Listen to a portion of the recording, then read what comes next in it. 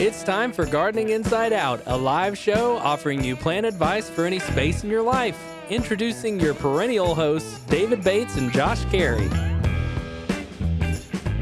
Hey! Welcome in, everybody. It's Saturday morning. It's time for Gardening Inside Out. It is a Saturday morning tradition that comes to you right here from the Green Room Studios, inside Bates Nursery, inside Bates Hollow, every Saturday morning. That is right, Josh, and we're glad to have everyone in this morning. And because unless you live south and east of town, the rain is out of the way for the day. We'll just go ahead and jump directly into the weather here and proceed this little process along today. Of course, it's Saturday, and it is the 20th of April, 4:20 for those following along at home. If you're happen to be awake.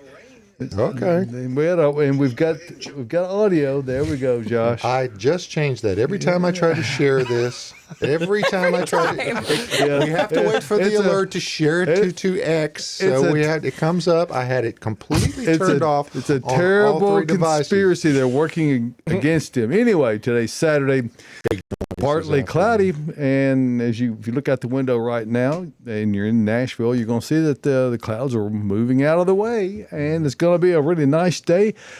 A lot more comfortable and cool than we've been having for the last week. A full 20 degrees cooler than just 2 days ago. So we're really appreciative of that because that was too much heat too soon. 67-46 for the overnight low. On tonight, Sunday, 62, cooler still, 38. Now, we'll say that that would be Sunday night, Monday morning, that areas north of the Nashville area, maybe into central Kentucky north, all over Indiana, Illinois, Ohio, a lot of areas, even back into the Midwest, could see some frost, pretty substantial frost up that way. So if you're viewing from outside the Mid-South and you're in the northern areas, beware of that. You might still have to deal with that.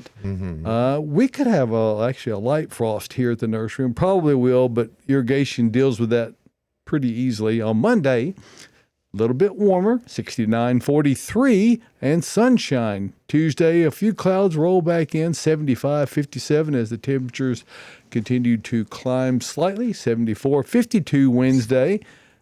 Pretty much the same on Thursday, a little warmer overnight and perhaps some showers by Friday. But all in all, a really good-looking forecast. It's currently 49 degrees. Let me show you here quickly on the map. You will see that indeed the rain has moved to the south and east of Nashville. So if you're in East Tennessee or on the plateau area, probably still going to be seeing some along in the overnight hours. We got 39/100ths of an inch of rain here at Bates Nursery. That puts us for about a half inch for the week, and we're up to almost 16.5 for the year to date. And now it's 49.5 degrees, and you're live from the Green Room here at Bates Nursery and Garden Center. And we got other people in here, don't we, David? We do, and I think we should speak to them because I don't know. We're just kind of ignoring them. I mean, well, I just got the last words of the weather out of my mouth, so I don't know that constitutes ignoring. I want you to stop ordering those 38-degree nights, though.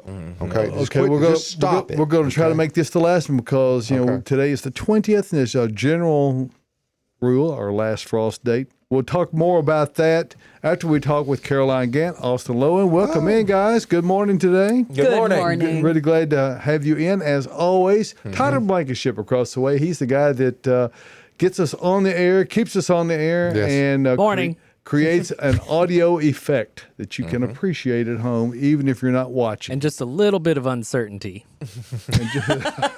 Well, because you got to keep them guessing, Tyler. You never know for sure if the audio is going out or not. Is that what you're saying? But people are usually really good about letting us know. Yes. So thank you for that, by the way. The words "I can't hear you" are quite effective. So thankfully, I believe that we are. Don't giggle over there.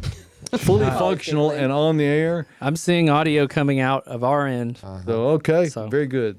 Well, we know Josh's audio is working. What? Yes, we do. We have determined that already. So welcome in everyone, and we are in the throes of peak spring here at Bates Nursery, and for those in like business all over, particularly in our area, this is go time. Yes. It's do it now or wait till next year. And folks have not been disappointed. They have been turning out, have they not, Austin? Oh Lord, they're here. Everybody's here. It's wild every day. Yesterday was the first time we had to use our backstock area to backstock plants because we do not have any space on the lot for some of that stuff. So if you're looking for stuff and you don't see it on the lot, talk to us because we might have it in the back. Right. We just don't have room for it up front. And it's I've never seen it before. well, where you've had stuff the outside. the rule of thumb here is, and I'm assuming most places, it's hard to sell things you don't have. And Julie Patterson, our green goods purchasing agent extraordinaire, is doing a wonderful job as always of keeping us stocked up. But at times you just go, oh no, another truck.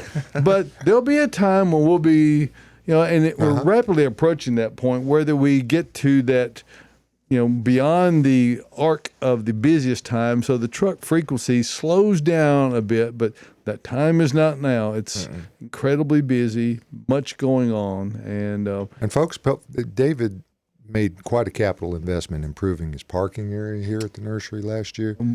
Please pay attention to the signs, okay? Because there's plenty of it here. You just got to... On Sunday, and just for what it's worth, we'll give a quick mention to that. We opened the gates a bit early because there was such a line of cars in the street.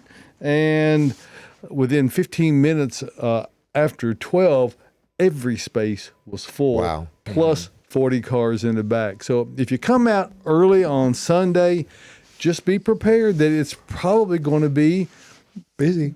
Insanity. I mean, that's the word. But you still got to come because they've got more stuff than you can imagine. Look at this. I will say this: if you're wanting to avoid the Sunday crowd, just wait until like 2:00 and come, because after 2:00 it got normalized quite a lot. If everyone shows up at opening time, well, we just do the best we can, right? That's right. Join the masses because they are here.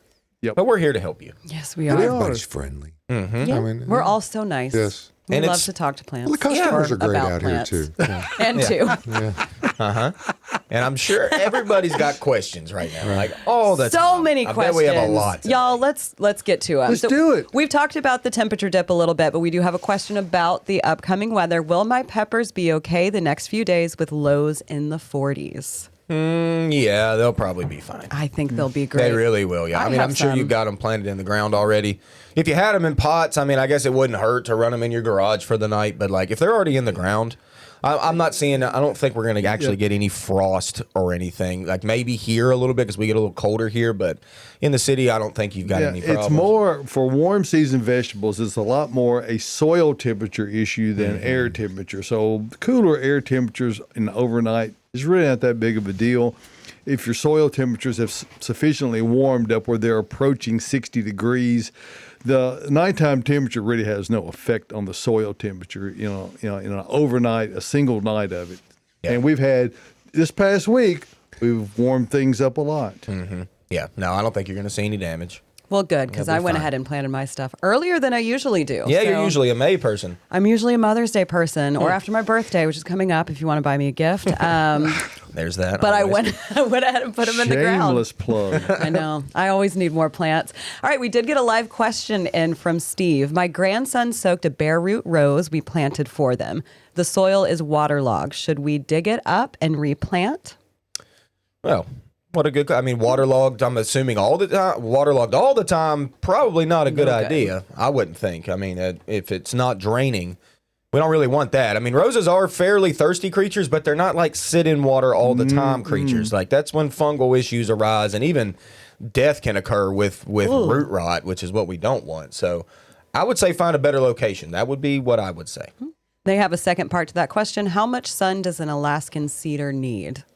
as much as A you can lot. throw at it. Yeah, pretty much. I mean, honestly, I say that, but it probably could take some afternoon shade. The weeping Alaskan cedar, hence the name Alaskan, it can take it very, very cold. Yeah. So we get a little hot here for them. Not that they can't live. I've actually seen really nice weeping Alaskan cedars here. I saw a 14-footer not too long ago. And it was in the full sun. If it was in a protected area, like late in the day, had some shade, I would say that would be still totally fine for that plant. But we still want to achieve at least 4 to 6 hours. Possibly even desirable. Yes, know, exactly. I have one and I love it. It's one of my favorite plants and it's in full all day sun, sun up to sundown, and it is doing great. Yeah, that plant does well here. All the time. It looks really good. Everybody needs one. Weeping Alaskan cedar. Add it to your landscape if you have the space. They are cool, and they don't even need like a crazy big space. Like it can get large, but large and somewhat thin. Like so, it can handle that spot that's a little More calm tighter than you think. Yeah. It's a very great plant. Look cool great plant. in the snow. All right, best all natural way to get rid of pests, more specifically slugs and hornworms. Hornworms. The most natural Not way by fun. far is to just use your hands Pick and 'em off. get rid of them. Yeah. I mean, hornworms are hard to see, but when you do find them, you're like, whoa, there it is. It's huge. And they're typically on tomatoes and peppers, your warm season Solanaceae family plants, and they hide very well. But if you spot them, literally, y'all just pluck them off. I mean, they glow in you the want dark? the most natural That's way, what I was pluck about them to off. ask. Yeah, Yeah. if you have a black light, do they glow in the dark? They can The be hornworms do, shiny. not the slugs. Yeah, not slugs. Yeah, slugs. What's the beer method with slugs? The beer with slugs, little caps. Well, they go into it. Depending on who you ask, it's called wasteful. Yeah. This guy. That one that got warm over they there, will- get that one. I would say it's fair to say that slugs can't handle their alcohol. No. So if you put a little, like a mayonnaise jar top out with, put a little beer in there, and they'll get over in there, and they won't get out. Don't put them. Don't put it right up next to the plant, though. Get it a little bit away from it so you can draw them away from the tree a little bit, and then they fall off the edge of the. Yeah. Yeah, they go right in. Kind of sad sounding, but so let's move on so no one gets sad with me. Best companion plants for tomatoes, more specifically to help with pests. We're still on the pest topic. Okay. The pest train, if you will. Companion planting is something that's talked about, and I think that it can be helpful, but I don't know how helpful it actually is with like controlling pests. Okay, some of those companion plants will still get pests on them, so you might have pests on them, and then you might have some on your tomatoes as well. It's going to happen probably both ways. I mean, the most common, I think people use marigolds, Right. usually, and I don't know if that's like. What do you think? Is that for any reason, or just there's Looks good. maybe somewhat repulsive, but if you have mites, spider mites as a problem, They don't then care. it doesn't matter. So I don't know that there's something that really does an effective job. You could, you really pretty much need to rely on, like you say, either a manual method, picking things off by hand, or using an organic neem oil, insecticidal soap, diatomaceous earth, things that are not going to be in any way injurious to the fruit and therefore you, but will be quite toxic to the pest. The diatomaceous earth is another one for the slugs, though, right? Yeah, that could be particular. used. Yeah, that could be used as well if you don't want to waste your beer. Yeah, I don't. Don't wanna and waste that and also too, scouting. We use this word in the horticulture industry, scouting. We scout for insects and pests, and we have to know what we're looking for. So if you have hornworms every year, if you can know what a hornworm egg looks like, then you can scout that plant. Look at the back sides of the leaves, really look at it, and take care of that problem before they ever even They'll hatch. be lined up on there. Yeah, I mean, if you can find the eggs and pop those first, then you don't have the issue later. And So they If don't you take- see a hornworm with the eggs on it, you don't want to kill that one necessarily. You want That's to right. take it and put it in your neighbor's yard, and because there's a wasp that actually infects parasitic them. wasps, yes, they lay eggs on top of hornworms, and that's Google that image. The No, parasitic wasps on. Don't Google that. Yes, Google it. They need to know. The people need to know. You got to leave those eggs on that hornworm because those are going to hatch and they're going to make more parasitic wasps that naturally help you out. Using a really harsh chemical sprays inside your vegetable garden kills good bugs too. Yes, we don't it want does. that. There's good bugs and bad bugs, and those good bugs help us out. So know your bugs. Yeah, well, yeah, that's very helpful. Yeah. There's a lot of bugs out there, though, so There get are. ready. This But is the bug guy next to me. love the bugs. Me too. And hate them. Yes. Love, hate the bug. Golly. Let's talk lavender. Best lavender for the South: phenomenal, Spanish, or English lavender. I have phenomenal planted. I put Enlighten by Earth Mix underneath. It's an expanded shale to help with drainage. And mine is gorgeous right now. It's actually about to bloom. It's not blooming yet. I planted it last spring. It looked great through the winter, got a little bit dry, but it looked fantastic in the moonlight. And it just flushed back out. I didn't even cut it back just to see what would happen.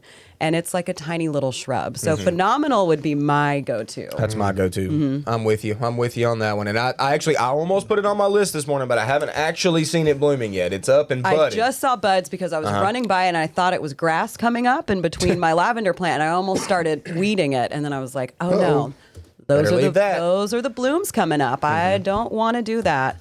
But y'all, putting some kind of rocks or something to help with drainage underneath is the only way that I've been able to actually grow it and get it to. And if you've ever come spent back. time in Mediterranean climate countries, the lavenders are just naturally adept at growing there. You really don't have to do anything, and they look fabulous. But we get a little too cool, a little too wet, and it's very difficult to replicate those kind of conditions. Now, there are cultivars that they have adapted and developed over the years that are a lot more resilient, but they're never going to look here like they look, in España. That's right. But improving that mix, like you said, that gravelly soil mix that's high and dry, that's what lavender wants. That is what it Add wants. some Enlighten to it, and make I it love work. Enlighten. I use it for everything. It We'll is talk good. about that a little bit later Yes. when we talk Earth Mix. We've got a live question on YouTube. My neighbor has several dead trees with lots of little boreholes in them. Assuming it's a beetle or something, how can I protect mine so they do not get the same thing? There was a follow-up question to that. There was, but they're not sure what trees they are. Okay. This is probably ambrosia beetle. This is the season for ambrosia beetle. We've had some discussions this week about that. We've had haven't to. we? Yes, we have, and it's a lot of people are dealing with this. I'm no different. I've got a mimosa tree that is littered with ambrosia beetle, and it is so sad. Heartbreaking. It's heartbreaking. I love that tree.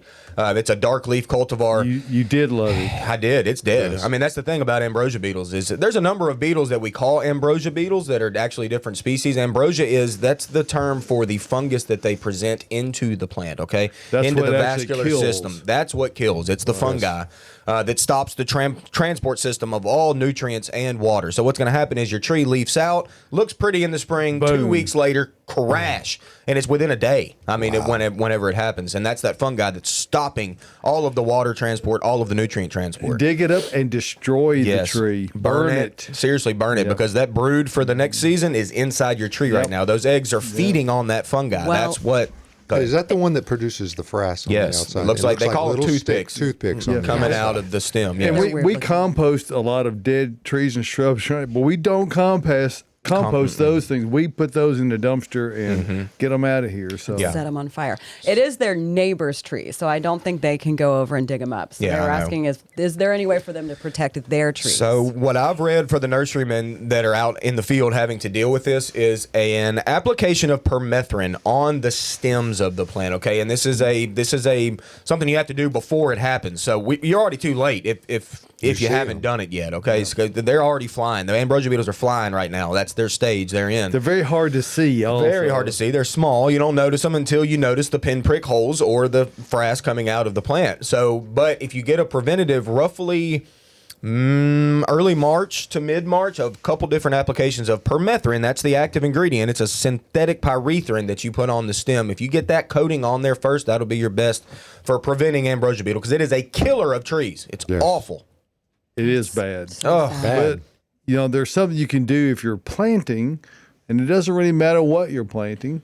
It does give you some protection against all manner of pests because it keeps your plants growing the most healthy, the most invigorated, and thriving at their highest potential is Earth Mix garden products. And plants that are healthy and happily growing and are naturally more resistant to pests and pathogens. So if you want to grow the most healthy plants that are going to likely need much less spraying and other issues, use Earth Mix Garden products because your plants don't just survive, they really thrive. And with the vast array of organic inputs that are used in that, right here in Nashville, Tennessee, Earth Mix Garden products creates supernatural compost. Then from that, there's Earth Mix Garden, which is a native soil-based growing media. It's a heavier mix. You got Proganics O, that's a lighter version that you can use in containers. If you want to use something lighter still, there's Proganics I, which is also predominantly used for indoor plants. There's Viragra earthworm castings and Magic Mushroom Compost. All of the products are 100% organic. There is absolutely no peat in any of the Earth Mix line of products. And they're available all over, the Southeast, where it's rapidly expanding. And we have another friend, and we're really grateful to have Victory Gardens out in Idaho. You'll see them way over there. And so hope that those guys, they're just getting their season underway. They've just got kind of the first week going, so we're sending them good thoughts and hoping for things to work well for them. We're all over here, and there's locations all over Tennessee and Kentucky. Simply put your address in for turn-by-turn directions for the location nearest you. There's also a list at the bottom if you go down the page by area and location. So there's that method also, and by state. So check it out over at earthmix.net and just click on the Find Earthmix tab. Remember this, success in gardening begins at the ground level when you use Earthmix garden products. And what do you like to say, Josh? You get the best output because they use the best input. But by the way, if your independent garden center near you doesn't have Earthmix, they can ask. Right. And sure you see the little, if you can look at the top right corner, it says dealer inquiries, and that's where you can click. And maybe you're just a homeowner and you go, I don't even have any idea how much I need. Well, the soil calculator is a great tool that you just select your product, put your bed dimensions in and how deep you want to apply it. It'll tell you how many bags you need. So it's really quick and easy. Check all that out at earthmix.net. So thank you for giving us a moment to discuss and help you take a lot of the work out of your growing your plants, because you want to have time to have fun with it. You don't have to be dealing with issues. Let's have fun with this. What's in bloom? With Austin. Hey, things are blooming, as you've noticed, around town. Lots of things. Let's start with the perennials, okay? Tyler, do you want to throw up the first picture, and then we'll do the last one at the end? Do yours that you showed last night. Let's talk a big shout-out, Bridget, who works here in perennials, one of her favorite plants, Amsonia. So good. Look at it. Look at it. Look at that. Full bloom blue. That's a light blue, too. That's not even purple, y'all. That is blue, and it is money. Fall color on that plant is outstanding, too. If you're not growing Amsonia, you should. It thrives in full sun, hot spot, dry soil, doesn't matter. Put it in the wet, it doesn't matter either. Like across the street at Great House, they've got it in their rain garden out front. What a good plant. Amsonia, you ought to be growing it. Hey, Caroline told me about her lily of the valley in her perennial bed. It's looking stunning. Little cuties, little white blooms coming up. They look great. Dicentra, the bleeding heart, still going, looking good. Irises are in state flower, all sorts of colors and shades. My I get God. to see a new iris photograph every day. I know. Renee is all about them. She look at this one. Yeah. Cool. Yeah, another iris. But yeah, you're seeing all the colors around right now. Not just the old purple. You're seeing yellows, all sorts of Pink them. Just ones. look around. Yep, irises are everywhere. Heuchera is going off right now. Not the most showy thing, but it's doing it. Whatever. Salvia just started this week. Dianthus, the little ground cover that we know, is blooming like crazy. My Baptisia is still going beautiful. God, I love Baptisia. Y'all know me. Catmint looking great. Hey, let's talk about the vines. Clematis popping this week. Wisteria for Josh still going this week. And Crossvine for Caroline, of course. Thank you. She loves it, going off like crazy. Let's go to the shrubs. The rhodies and azaleas, y'all. Rhododendron. When it blooms, when it blooms. That's all I got to say. Weigela. Do you even know what Weigela is? I call it Wiggles just because. It's an old school shrub, kind of arching, gets big, flowers though continuously. I mean, a really long blooming plant, old school. We still sell Weigela. It's looking good. Wild roses, y'all. The roses in the woods. I don't know if you've seen these big rambling shrubs. You don't know what they are. They're roses, and they're wild, and they are going off. All right. Regular roses. Got a shout out to a customer yesterday. She showed me her climbing rose. Which one is it? Can't remember at the moment. Zephyrin Drew, and that's what it is. Zephyrin, a big climbing rose on a wall. She showed me. She was so happy about it. She came out like 3 weeks ago, and she was like, I don't know what's wrong. I don't think it's going to bloom. She was all nervous about it, and then she came in yesterday, showed me full show. Wow. Full show, y'all. Beautiful. Hey, all the viburnums. It's been a viburnum year. Man, the double files, the big Chinese snowballs on these large shrubs you're seeing. And they've lasted and lasted and lasted. So long. It's been so good. I just noticed the petal drop, though, of the snowball bush and this white litter beneath the plant. I almost like that more than even when it's in full show. It's just fantastic. Hey, dogwood's still going. Dependable. Dogwoods are so good. You know what's a new one this week? Do y'all even know about it? American Fringe Tree. Oh, yeah. Hey, everybody loves that one. Chionanthus. Yep, they don't even know what it is until it starts blooming. And then they bring a picture into me and they say, hey, what is this? I want one. It's great. Gosh, they're so good. They're so good. Usually shrubby in the full sun. If you put them in the shade, they end up stretching and looking more like trees. So, American Fringe Tree. Look it up. You don't even know. Okay, locust trees. Call me redneck, but I love a locust. They're blooming right now. Little pendulous white blooms. They smell good. Hey, a weird one for you that you probably don't know either. The Carolina silver bell. Alicia. Alicia. There you go. They bloom simultaneously to when they leaf out. So they've got a two-tone effect right now. You don't see very many of them, but whenever you do, you're like, hey, that's cool. I like that. It's cute. And then let's go to the compound leaf plants that are, the horse chestnuts, the bottle brush buckeye, and the red buckeye. Tyler, do you have another pick of that coming up soon? I hope. There Look we at that. go. Whoa. Hey, y'all, that's in my yard. Awesome. Look at that. That is- Tucked up close to the woods. Shane Burton got me that. Shout out, Shane. Thank you for that. A red buckeye. They are fantastic. I love that plant. They send all their growth out all at once. It just explodes. It's amazing. Okay? So those are all the good ones that are blooming, and then we've got the nasty ones. Bush honeysuckle, Paulonia tomentosa, the empress tree, still going, and the black cherries. They throw some weeds around. Yes. Yep. That's what's in bloom. Wow. That was great. Hey, you That know was what? so quick. Here's another little quick feature. The big thing I noticed this week is not flowers, but it's foliage. And when you see crepe myrtles, this week they pushed the foliage. They did. It I cracked. mean, they just, it's like it emerged all at once. Yeah. So, this is fairly early in the season, but that just shows you what a week of temperatures in the mid to upper 80s will do for that plant in particular, because they are all about the heat. And I'm always amazed by that. I mean, it's like that whenever it heats up, like David just said, what happens? Like, things happen quick when they get that response. It's crazy. And I was going to talk about too, not in bloom, but all of our conifers around town. Hey, if you've got like dwarf blue spruce, or if you've got arborvitae, all the new growth is so vivid and so vibrant. Right. It's almost better than flowers. It can be. Like, seriously. My cobra spruce. The Norway spruce? Yes, the Norways are stunning right now. And if you've got green giant arborvitae, you can stand outside and watch them grow. Yeah.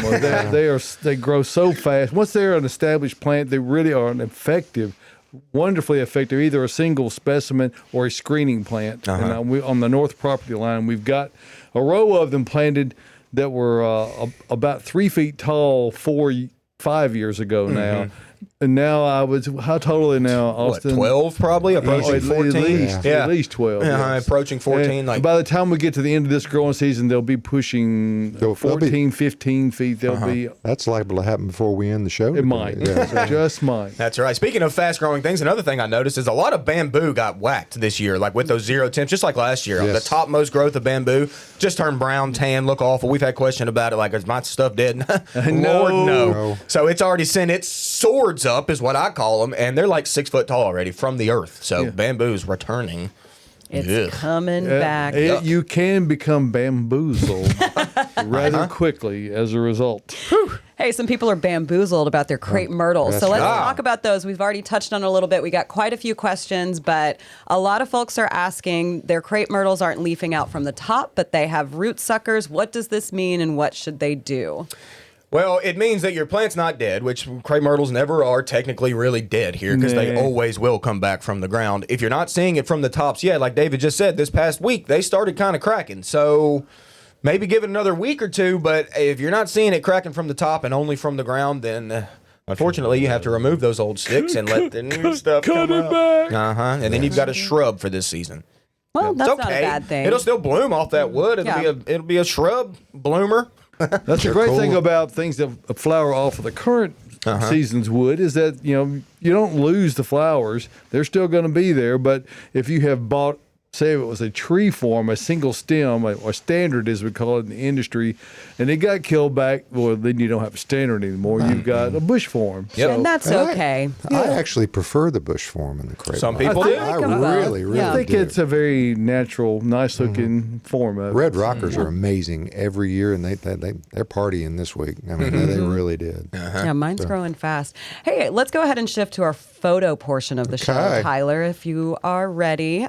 So we have people send in photos, whether you're proud of something in your garden, in your landscaping, or as a houseplant, or if you have a problem with something and you want us to take a look and share What that do we photo. What do we with just the- call this? the Proud class. or problems? Proud or problems? That's fantastic. It's time for pop. It's time for pop. So let's go ahead and get that first photo up because I can't Is that see it the- from here is without that- my Is glasses that the bushy on. one?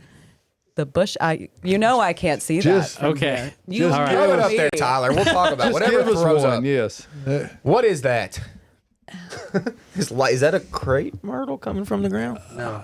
What is Let me get Tyler. I don't remember that one. That's not the North Star boxwood, is it? No, no, that's not a box. But that almost looks like a. Oh wow! Pretend you don't see anything. I didn't get. okay. I didn't get that one. Go.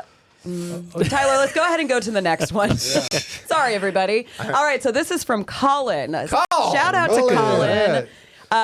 He also said, Tyler, your camera angles look great this morning on our YouTube channel, but he just wanted to show off his Thanks. mix containers, which look fantastic. He says, Austin helped steer me towards some lovely shade annuals to complement some fancy tea sipping on the back porch. That Look is- at that. Colin, that is super cute. That's That the word is is cute. Now, I'm fantastic. not going to lie to you. You're going to have to cut on that coleus a little bit. Oh, baby. That coleus going to want to go. So don't be scared to top it out if you have to. That'll keep it low and a little bit bushy, but that is beautiful. By the time August rolls around, you're going to be like, why did I put that in there? Colin, I took coleus. 2 of those home to the I proving love grounds, coleus. too. Coleus They're are Oh, yeah, great. you took some of the particular- black coleus, didn't you? I took the black one and God. that same one right there. I Yeah. bought some yesterday, and I'm going to plant it tomorrow. Colin I'm wants so to know if the excited. mugs are for sale. Now, this is a one of a kind, but David would probably sell it for just under $1 million. What? Under 1 million. Yes. Tyler, can we go ahead and put that first photo up now? Because I did wrap back around to it, me without my. Oh, well, there's another photo of Colin's mixed containers. Oh, you did good, buddy. You did great. That's so cute. It's an a, interesting that's a mix, Kev too. planter right there. Yeah. That's a nice one. Hey, Also, that pot, shout out, Pottery Market, Karen. Karen. Yes. All right, so let's go back to that original photo that we were all like, what? So this photo is actually from one of our viewers, Cherry, who was in the nursery earlier this week. I got a chance to talk with her, help her with some houseplants, and Ryan also got to help her out on the lot. So this is actually a picture of a drift rose. The Yeah. leaves are curling, no signs of pest or disease. Okay. I would never have guessed that to be a drift rose. Yeah, I know, it looks Cherry, a little- we were stumped. We were all like, "Whoa, what is that?" There's Okay. Dr. Allen. I wonder how in the new it meeting. is. Has there been any Roundup sprayed around it? Yeah, That new growth twisted like that, if that's a Roundup application thing. I know you probably didn't, but it's always I ask because that'll make Trim it off. That'll make the for right funkiest now. growth for Yeah. sure. Yeah. Aphids can make leaves curled like that. I know you're not seeing any pests, but aphids are pretty small. You got to get in there and uncurl them to see. That could be what's going on. And then the worst of the worst, if it is potentially a virus, Yes. it makes weird growth like that too. I hate to say it. I don't think it doesn't look like rosette, though. It doesn't look like could be, rosette. yeah. No, I've had that before, and But, mine didn't look like But that. roses are amongst the most susceptible of species of plants to all kinds of gnarly and twisty and and chemical. Yes. they're one of the plants you have to spray a lot naturally to make sure that you keep black spot and those kind of things under control. Now here's something that's important. This kind of goes back to what you're talking about. You mentioned Roundup. If you're going to spray Roundup, first of all, I don't recommend it. Have a sprayer that says Roundup only. Yes. Yes. Do not use that same sprayer to apply fungicide or insecticide to Anything. other plants. Yes. Even if you triple rinse it and you use a baking soda, to really, really rinse it well, you're running a severe risk of contaminating and putting those chemicals on the desirable plants that will do damage. Take a Sharpie. There you go. Take that and mark Roundup only, or just don't use Roundup. There's always just don't that. do it. I I knew don't do where it. he I was just use going. hands. I knew where he was going. All right, we do have a few more photos. So, Yes. Tyler, can we go ahead and get one more up if you don't mind? Yes. One moment. Sorry, I'm literally. Back to our faces. We've been full of requests today. We are. We're getting We're keeping Tyler on we're his getting a little toes. bit of a slow connection on YouTube right now, Yes. so apologies for that. It's something we talking? I don't know exactly how it's looking at the moment, but Says we've got a freeze, but that's a freeze. Okay, well, we're gonna go freeze over to this next photo. Getting cold with this weather. Ooh, all right. So this comes from Heather. It's a vine that is taking over. She says this vine has been taking over an entire bed starting in the mid-spring and going all summer. How can I get rid of it? I'm not sure what it is. When I tried to search the image, moon seed is suggested. Looks like a fig.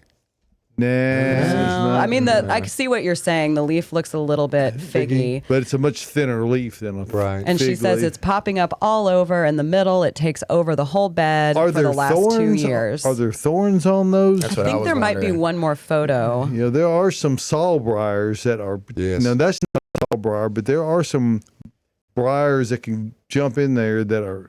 Gosh, they're nasty. And whatever it is, what does it matter? Pull It's it. not what you want. Yeah. Yeah. So Dig it out. Dig it out as much as you can. The Lenten roses were really pretty, though. That was a good picture. They of the Lenten are, rose. yeah. Let's see here. We've got a. Did you see? Let's the get ones one on- more yeah. photo up if you don't mind. We've got a North that's Store Boxwood North Store. I don't know where that one came from, Caroline. Did we I lose didn't it? get it. It's gone. It's gone. G-O-N-E. It's- We've Sitting lost in the the North ether. Star. Oh boy. Oh, No, goodness. We'll not on never the find show. our way. Well, if you had that photo, we will get back to you. I'll actually have Austin email you. I ain't gonna Or if email. If you You know want I a don't phone email. call, email us. I your will phone call you. number. He loves to talk on the phone. What's the best way to get pictures and of problems or? The best way is to email it to gardeninginsideout@gmail.com. Prouder problems. We had one. If you send them to Messenger on the Facebook page, it is really tough for us to get them up for you to see. But we did have one from a viewer in North Carolina of a rose bush that had. I'm going to go out on a limb and say she's got slugs. That's what it looks like to me. I saw that picture this morning you sent. Yeah. And it was, I guess the question was, they're from North Carolina. They like watching the show, and they've got a Get rose some that yellow, blooms. it does okay, yellow leaves, And then the yellow leaves and the black spots start to happen, and Yeah. that's that rose for you. You know, like if you don't, like David said earlier, if you're not spraying fungicides and insecticides typically on roses, they're not going to be clean. Okay, they don't And they're necessarily heavy, die. They're heavy feeders also. Definitely. Right, little yellow spots on it. I mean, so Yeah. I mean, we're getting something's eating on it a little bit too. I'm sure. Yeah. I'm sure. I mean, My sawfly roses larvae. look so not great right now. This past week was the first week that we noticed the jump of the Right. sawfly larvae for specifically roses. Yeah. You're not going to grow roses and not see sawfly larvae. I'm sorry. It's happening every year, typically multiple times. It happens so fast. We did get a question: holes in the leaves on my rose bushes help? Yeah, and that's what it is. Yeah. I Sawflies. think I talked about it last week. My Carefree Wonder, all of a sudden, it was just like decimated. It happens quickly. All those eggs are sitting on the backsides of the leaves. You don't even notice it. You're just looking at your rose. You're like, oh, it's so great. I love it. It's good. And then whack, they get you. Okay. So sad. And all those They eggs get you pop at overnight. once, and then they immediately start feeding. So you're going to see holes in the leaves. It's part of it. Captain Jack Spinosad is a good product to put on your roses to Yep. help with that. I need to That's buy what the that Rose today. Society typically uses on their roses. And then applications of fungicides. You have to really start early and often in the spring whenever we're wet out here, wet and moist, starting to warm up a little bit.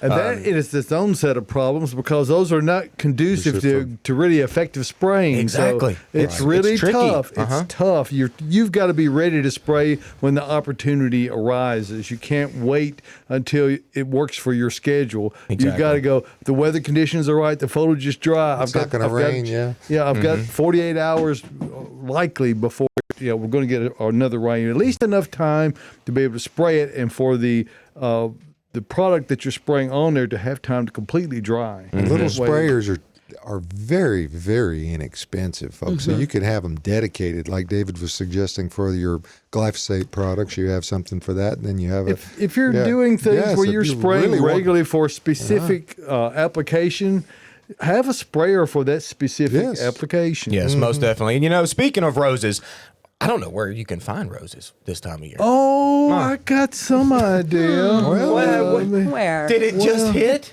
this week? We got our roses, did we? I don't know. Where at? There. Right there, right here, Bates Nursery and Garden Center. And if you look around the studio this morning, we'll be talking about that as we get on through the program this morning. But yes, this is the special week for Austin because Austin lives for roses. When he's not living for petunias or boxwoods, he's living for roses. or clematis. Oh yeah, that too.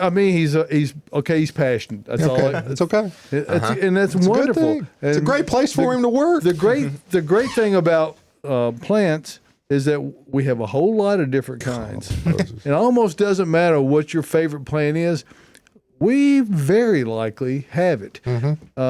Case in point, if you go into our annual greenhouse area, with shout out to Jane, by the way. Jane. She has been rocking it the last couple of weeks since we've really gotten wide open on annuals, getting everything put away and organized. It is beautiful down there. You almost cannot find something that won't work for you. We've got sun applications, shade applications, all different growth habits, and of course this week we're featuring tomatoes. Tomatoes. That's right. Tomato Love sign is back up in the greenhouse, and so that means it's time to get your warm season vegetables out. By the way, if you that information came out this week in the newsletter, and just below the top scroll on the website batesnursery.com, that's your newsletter sign up right there, and I'm grateful to say approaching 32,000 subscribers. Wow, so crazy. Thank you for that. And we, in addition, we were voted the best local blog by the readers of Nashville Scene last year. So thank you for that as well. And we try to give you good information and maybe have a little fun along the way. You might have picked up on that around here. This cast knows how to give information in an enjoyable fashion because we do enjoy it. And there's the Tomato Love sign right there. If you can see that. So look for that. That's where you're going to find 80 varieties of tomatoes. At least 30 of them are heirloom varieties. So you've got a lot to choose from. Peppers, everything that you can think of for your garden, it's down there, and all the flowers that go with it. So And not check it just a out. few. There's a bunch of them back there if you want to pick. It's a 130 by 90 foot facility Right. that is wall to wall. Colors. Annual colors Yes. and a whole lot of other things, Wow. decorative pot ferns and all manner of things. And then in addition to all that, down in this picture here kind of shows the one previous shows Bridget's area in the perennials. And our perennial selection continues to amaze. It is incredible.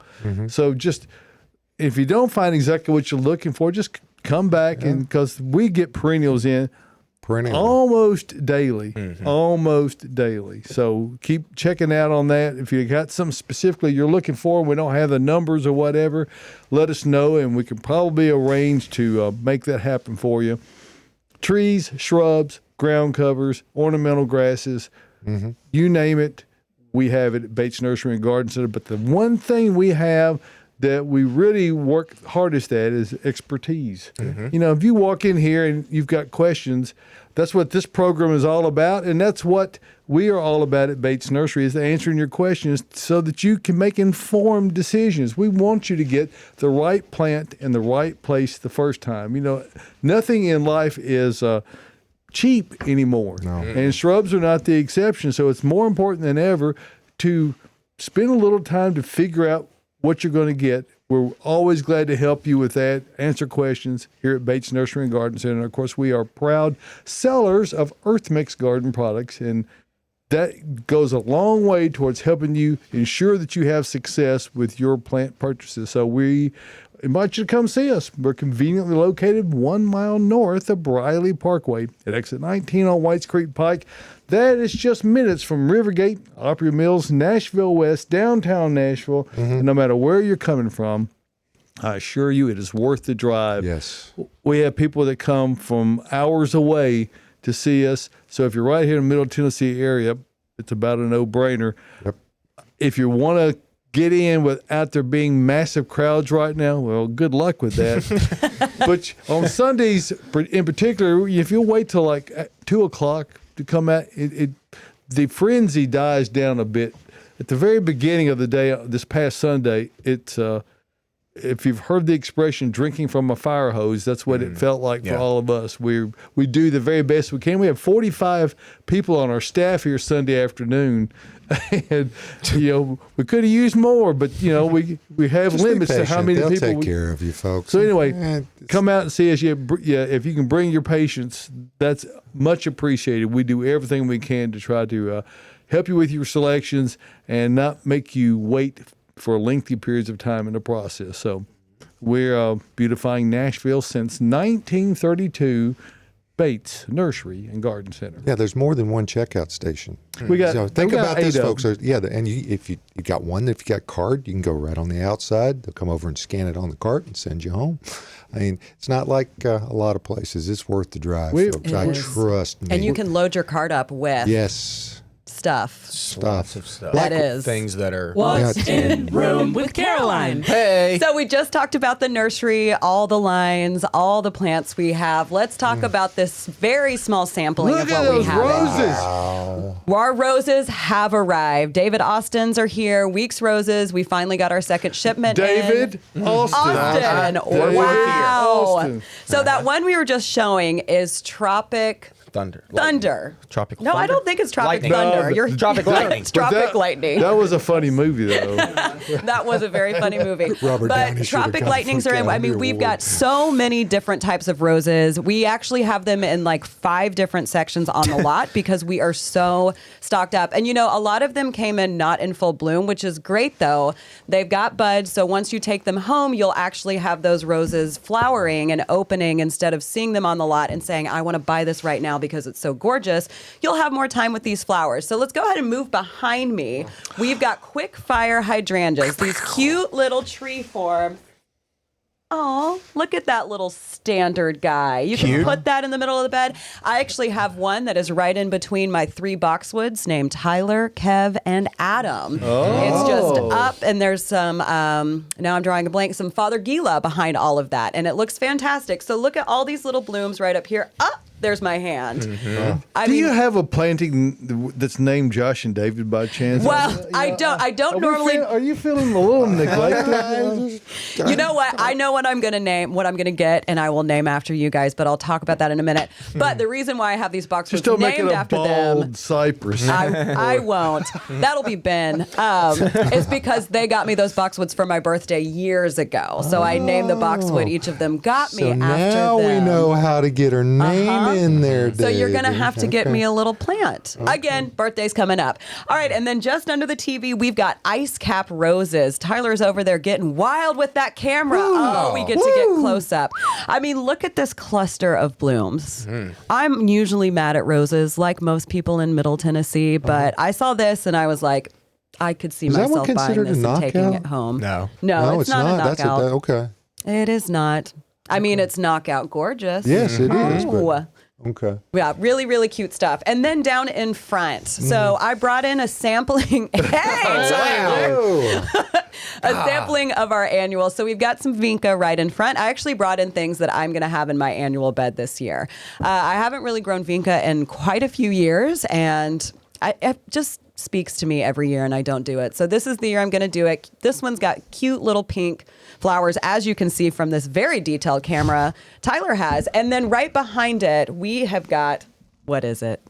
Zinnias. Zinnias. Yes, my favorite, and Josh's. That one might need a little water right there. But one good thing about these is they are very drought tolerant. So if you have like a garden bed that stays really dry, stays really hot, full sun, plant these. I know Austin doesn't seem to like them. He sighs every time we talk about them, but me and Josh really love them. I'm not sure on David's standing. The bees and the Tyler's. butterflies like them too. I'm Boy. into everything between ageratum and zinnias. There you go. They're great. They're great. These cute little pink ones. And then in front of, hey, Tyler. Tyler just threw up his arms to say, you're doing great. I don't know if you can see it, but I brought in some watermelon heuchera and then some black-leafed heuchera called Timeless Night. Those are two of my favorites. If you are into heuchera at all, my watermelon heuchera that you can see sticking up behind that rose is my absolute favorite, best performing heuchera that I have, and I have a lot of them. Look at that detailed shot. Do not do that to my face again, Tyler. Is that the seedless watermelon? It is the seedless watermelon. Yes, Just wanted to make sure. It just seems to be so much more cold hardy than any of my other like 10 that I have. It just stays up through the winter and looks really, really great. And that's important because there are not that many things that do that. Stop That's right correct. there, Tyler. Stop right there. Look at the two tones on that rose, folks. It's really, really pretty, unbelievable. which is why we brought it in. We said it's got to come in here.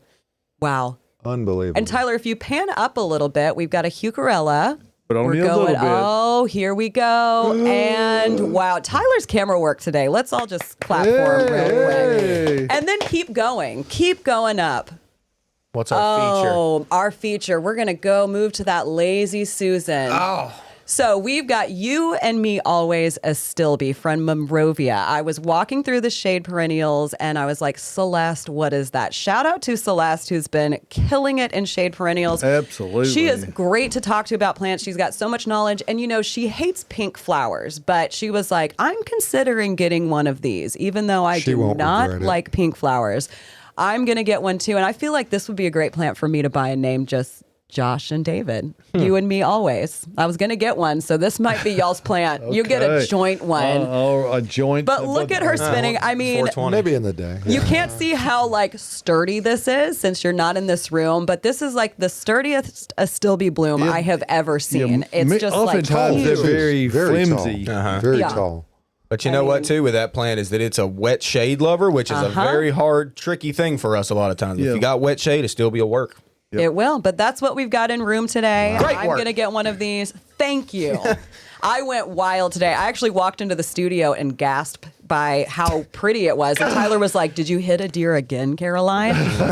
And I said, first off, that deer hit me. I did not hit it, but no, I'm just in love with all of these plants. But thank you, everyone, for taking a tour. And let's get to some more questions because we've still got so many. We got a live question in. They said, I don't know if I got my email photo sent in, but I bought a snowball last year and it is blooming. Half of it has traditional snowballs and the other half is lace cap flowers. Cool. Is it reverting or is it two plants? Two plants. It's Probably two probably plants. Austin looks so stumped. And I'll share this little bit of information from a grower's perspective. And we buy plants from a lot of different growers from all over the country, actually. Most plants, flowering shrubs, and many other things are grown from what they call a multi-stick cutting. They will, if you had like a 3 or 5 gallon size, you might have 3 plants in there. And that works great because they grow up fast. They're going to be bushy anyway. However, occasionally something that's not intended gets planted in there. And when they're dormant, you can't tell the difference. They look the same. But so what you've got, you can view it one of two ways. You can view it as something that was not intended to be there, or you have something special that nobody else has got. Sounds special. Sounds very special. I say you have something very I special. want to see a picture of it, though. That's Yes, at gardeninginsideout@gmail.com. Send that photo in. All right, bought ferns through local FFA. 2 do not look good. Will they grow back if I cut them back? Yes, I give my ferns haircuts all the time, especially if you're talking about Kimberly Queen, Boston ferns. If I overwinter mine this time of year, actually a couple weeks ago, I would have just given it a haircut all the way down, fertilized it, water it really well, and they always flush back and look even better. Yeah. So I say do it. Ground cover near sidewalk, no sedum. All right. Creeping phlox. Creeping phlox. There it is. How about creeping you love phlox. dianthus? Which one do you grow? It's not Firewitch, it's Bath's Pink. I was Bath's thinking Pink, it was that's right. Firewitch all year, and then when it bloomed, I was like, it's not. It's that softer pink that I like even more than I'm using Firewitch. colored mulch and just letting it go. Really? Yeah, we'll Yeah, just move there's it. so many kinds of sedum though that I hate. Oh, really? I would Don't- hate to eliminate don't be that hating on the entire sedum. group. Yeah. That's true. There's Oh, a and lot hey, to choose from. creeping Tom. Creeping Oh, Tom's that good. one's great. I Mine actually is planted pretty. some this year. Yeah. Mine's pretty right now. It's just waking up blooms. I'm going to talk about it next week probably because it's not full show yet, but it's a good little plant for that scenario. Yeah, get one. All right, my peony has lots of lush growth, but no buds yet. Should I move it in the fall? I mean, mine's completely budded up. I was about to say mine. that's weird. That is weird. It's not blooming yet. I mean, if you just planted it, they tend to just throw one bloom and then 3 the next year and then keep You're on right. Yeah. I mean, if multiplying. it's somewhat new, that would make sense, or if it's in a heavy shade or something. But they should be budded up by now. But like Caroline said, if it's just young, it may just not do it this year for you. Okay, so So maybe of it. move it if it's in shade. If it's but- in the shade, I'd move it. Yeah, I mean, get it in more sun. But it may just be young. Wait till fall. Wait Don't till do fall. it now. Yeah. Mm-hmm. Yes, that's the time to do it. Caroline, you see Gary's, Mike Keeley's question about blue arrow junipers because he wants to come and get some. Is there anything he should know about them? You should know that we don't have any at the moment. Oh, well, that is good We to actually know. don't carry Blue Arrow unless you special order it. We've had a lot of issues with Blue Arrow juniper over the years. It is a scopulorum, Yeah. is it not? And, Yeah. and that doesn't mean anything to most people other than that is a family of juniperus or junipers that is they don't really like the humidity. They get a lot of fungal problems here, and He was going to use them as a screen. Do you have another suggestion, Montfort? You know, Blue Point juniper we sell a lot of. That's a really good one for around here. Grows like a weed really fast. or Taylor juniper, Taylor juniper's which great. is a sport of a native. Taylor is a eastern red cedar cultivar, which just grows very columnar. So if Yes. you're looking for that growth habit and you don't mind it being green instead of the blue cast, that's an excellent choice, and it'll do wonderfully here. There's a bunch of good junipers nowadays. There's a new one called Gin Fizz. Oh, I Slow like that Gin one. Fizz. Yeah. That thing looks cool. It's very tight. Yeah, they sheared it, so it is Yeah, but real it's tight. still just like. I know it does look like that. I Speaking got of a feeling shearing, it's gonna flush. Speaking of shearing, I've noticed that Monrovia has started shearing their bigger arborvitaes in containers, which is a really nice formalized look for them. So, if you're is. looking for an idea about how you can treat those, or you want to plant some that have a more formal look, I really thought it looked great. I mean, it's a really excellent looking. Oh, and they're about to just bust. I mean, that's what's Yes. going to be great about them. They've been pruned super tight, so they're very much a triangle pyramid right now. When they bust and poof, it's going to be just green, lush green atop the whole Awesome. thing. It's going to be great. So much green. Mm-hmm. All right. Ficus triangularis is all of a sudden having fruit. Healthy or trying to reproduce because it's not healthy? I would say it's still healthy. Mine fruits every year, but it's usually because it loses a lot of leaves in the winter. This is very typical of this type of ficus. They like to shed their leaves and then they'll reflesh. I'd say it's still healthy, but what I do is just remove all those berries. They're not edible. They're poisonous. Don't eat them. Don't feed them to anybody. And you don't want your plant sending all of its energy to those because there's really no reason for you to have them. So what I do is just go ahead and remove them so it can send that energy to the leaves, start pushing out new growth because Ficus triangularis is starting to pop off and looking really good. Every plant has X amount of energy to push. And then it'll devote that to either fruit production or flower production or foliage production. And the things that tend to be repeat bloomer type things have to spread those resources over a longer period of time. So when you see things that are repeat blooming type things, you probably don't get at any one time the profusion of flowers that you might get on just a single flowering type. So there is no free lunch. The energy has to come from somewhere. So Yes, it does. You know what's funny about that before we move on real quick is that my brother-in-law sent a picture of his fiddle leaf fig yesterday, and it's funny that you just said what you said because it's so true. It happens every year. His has shed like 3 or 4 leaves, and they look pretty bad.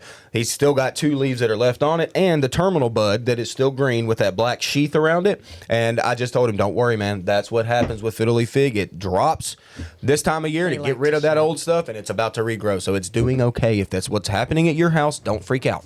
Don't panic. I mean, if you're going to freak out, do it about something else. Yeah. Yeah. Go ahead. I give my, I actually have a couple of fiddle leaf figs, but mine do shed their leaves a little bit in the winter, which isn't completely ideal for that particular ficus. But it happens in the winter with mine. I'm really bad at watering. But what I do is put mine outside, give it a good cut. I remove all of my leaves, prune it back, and y'all, the reflesh on fiddle leaf figs, the Ficus lyrata, is really, really nice. So if you're not happy with how yours looks, people are always like, mine grows, but it's getting really leggy. Just cut it. This is the time of year to do it. Don't leave any foliage on it at all. No. Just I don't. Cut it I back just to, cut it. Totally. And when it I breaks leave out of branches, yes. but yeah, I hear that music. Oh man, there it Hey, is. real That quick, was another rapid hour. rapid It one, was. real quick. Diane says that she has that rose, which I'm assuming is the week's one. She suggests cutting the buds off before you plant it.